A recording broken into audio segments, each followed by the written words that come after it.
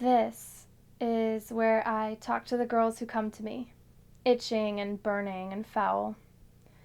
This is where they stand, 13 and pregnant, 12 and misinformed, 30 and oh so sorry.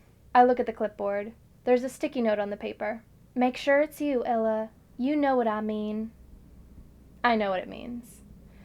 Georgia is famous here at the clinic, returning month after month with various problems. Syphilis in February, condyloma in April, and then 3 unwanted pregnancies. The first was a guy she met at a rave, the second, a guy she hooked up with at a 7-Eleven, and the third, well, this one was immaculate. I haven't been with a boy in months. Then it's a miracle. You would know a miracle if it kicked your ass. You've got that saying wrong. It's bit you in the ass, Georgia. You wouldn't know a miracle if it bit you in the ass. Here, in front of the clinic, is where my husband waits for me to finish up. These are the afternoons when Jack's research for the day is complete. Jack is a scientist who studies bats, the fruit, long-tongued, and horn-tailed. I believe that while Jack sits on the couch in the waiting room, flipping through the magazines that he settles for, the bats are still on his mind. Here is where my coworker Sarah stands at closing, behind the counter, but just feet from my husband. While I stand in the back of the clinic, my designated area. I had been with Jack for 4 months when Georgia came to me with condyloma. How does a girl like you begin, Georgia?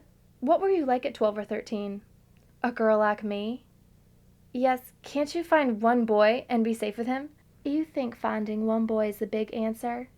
I would want one boy if that boy was Jack. You're 16. Don't talk to me about life. Something is wrong with you. Condyloma needs to be watched. You've got to take care of yourself. It's not your job to stop me. Do your job. This is where I tell Georgia that there's something wrong with her. HPV. I tell her that if it spreads to her cervix, it could cause cancer.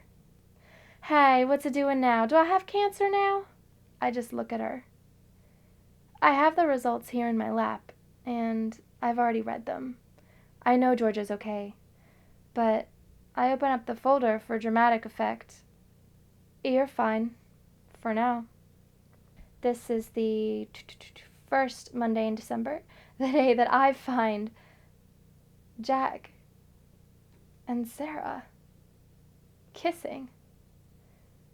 Sarah, my coworker who is supposed to be punching numbers, placing her hand inside my husband's black jeans, becoming the number 2 woman in Jack's life, and inching her way towards number 1. Later, in his car outside the clinic, I ask him, what were we thinking, getting married like that? About love, I guess. You guess? We were thinking about love, Ella. You've been picking me up for months now, flipping through magazines you don't give a damn about. Jack, how many times has this happened? This is the first. Must be exciting. Ella, we're young. We're married. In the common room, we eat our sandwiches, sip our soft drinks, and discuss the girls of the day. Georgia Carter, the girl with an object stuck up so deep inside of her that no amount of pull or yank or tug will release her of it.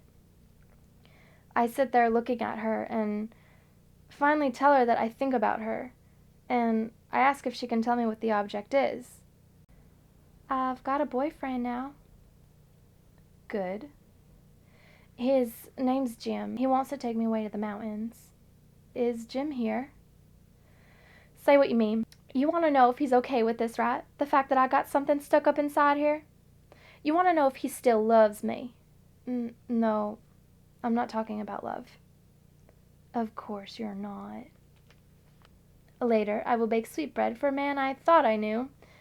And even later, he will leave me. But not before giving me a germ or 2 of my own. Years from now, Georgia's condyloma will spread to her cervix, causing a cancer they won't find until it has eaten everything. Georgia had a banana inside of her. The doctors, they speak confidentially and smirk and laugh at her and ask, "Can you imagine a girl wanting something so badly?" And for the first time, I know exactly how Georgia feels.